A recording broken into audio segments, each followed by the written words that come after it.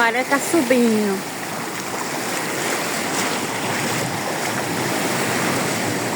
Vai devagarzinho, pode ter pedras aí, embaixo d'água. Nunca vi água até aqui. É porque a gente não vê, depende do horário, né?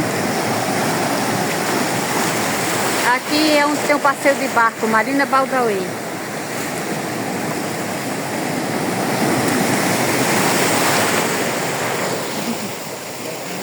A maré tá cheia.